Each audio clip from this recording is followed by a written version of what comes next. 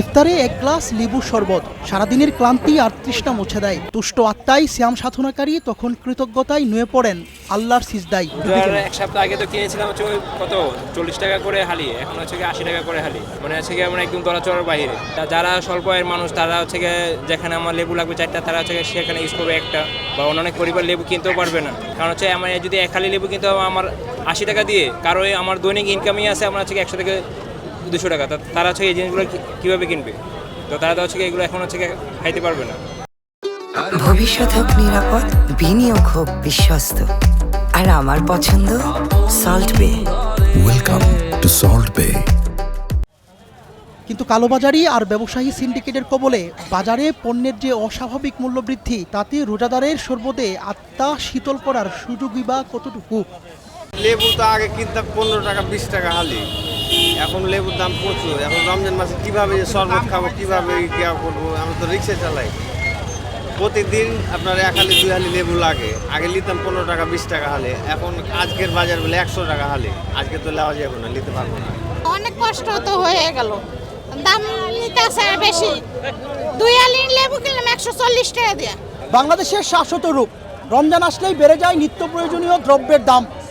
মাংস, ভোজ্য তেল সহ প্রয়োজনীয় দ্রব্যের মূল্য দ্বিগুণের ঘরে। নাগালের বাইরে লেবু, বিপাকে ক্রেতারা।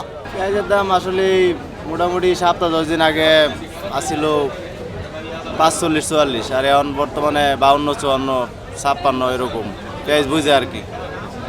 আর আলু যেরকম দাম আছিল ওরকমই আছে। রোজাকে কেন্দ্র করে দামগুলো আসলে বেড়ে যায় কেন? এটার কোনো কারণ আছে? আসলে রোজা আসলে মানুষে কেনাকাটা একটু বেশি করে, এই কারণে একটু দাম হয়তো বা বাড়ে। আর পেঁয়াজের দামটা এখন তো পেঁয়াজ একটু বাড়বই, আস্তে আস্তে শুকাইতেছে তো পেঁয়াজ, এখন বাড়বই আস্তে আস্তে। আর সবচেয়ে দাম বাড়ছে বেশি হইলো আপনার এই চায়না রসুনটা। এটা সপ্তাহখানেক আগে আসছিল আপনার 160 টাকা বেচছি, এখন বেচতেছি 200 টাকা কেজিতে, 40 টাকার মতো বাড়ছে।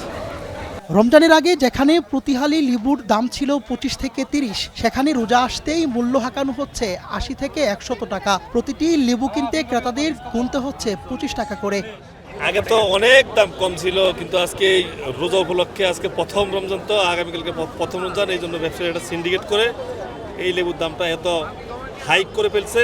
আসলে নিম্নআয়ের যারা মানুষ আছে তাদের জন্য অনেক সমস্যা হচ্ছে। অনেকেই রোজা রমজানের দিন চাচ্ছে যে হয়তো ইফতারটা তারা লেবুর শরবত দিয়ে করবে, কিন্তু এটা ক্রয় সীমার বাইরে চলে যাচ্ছে, সাধারণ লোকের ক্রয় সীমার বাইরে চলে যাচ্ছে। আগে কত টাকা দিয়ে লেবু কিনতেন? আর এখন আগে কত 30 টাকা 25 টাকা 30 টাকা 25 টাকা হালি, এখন 100-120 টাকা 30 টাকা চাচ্ছে দাম। এখন প্রশ্ন থেকে যায়, ক্রেতাদের এমন দুর্ভোগের পিছনে কাজ করছে কোন অদৃশ্য হাত?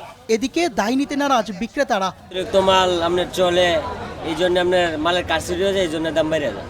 দামটা বাড়াই কি আপনারাই বাড়ান নাকি? এখানে এটা আপনি মুকাম থেকে বাইরে যায়, পরে মুকামে যখন শর্ট পড়ে যায় আসলে আপনার মালের দাম বাইরে যায়। দুই মনে করেন আমরা 5 কেজি জায়গায় 2 কেজি নিই, তো মনে করেন আমরা মালটা থাকতেছে, যে তো শর্ট পড়ে না। 5 কেজি 10 কেজি নিয়ে যা, এই মাল পরে শর্ট পড়ে যায়, দাম বাইরে যায়। সেই ক্ষেত্রে ব্যবসায়ী কোনো সিন্ডিকেট কাজ করে কিনা? সিন্ডিকেট তখন আমরা তেমনও না, সিন্ডিকেট তো আমরা দেখলো আগে হইতো, এখন তো সিন্ডিকেটও না।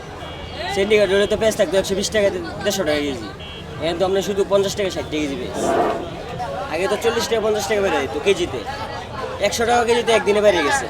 আর এখন তো সেই কাজ তো এখন হয় না, এখন তো বাড়লে সর্বোচ্চ বাড়লে 5 টাকা বেড়ে কেজিতে। দ্রব্যের দাম বৃদ্ধির যথাযথ কারণ বিক্রেতারা না দর্শালেও ক্রেতারা বলছেন মনিটরিংয়ের অভাব সরকারের খেয়ালিপনায় অব্যাহত রেখেছে মূল্যবৃদ্ধির এই জয়যাত্রা। কারওয়ান বাজার থেকে জুবাইর হাসান, নয়াদিগন্ত, ঢাকা।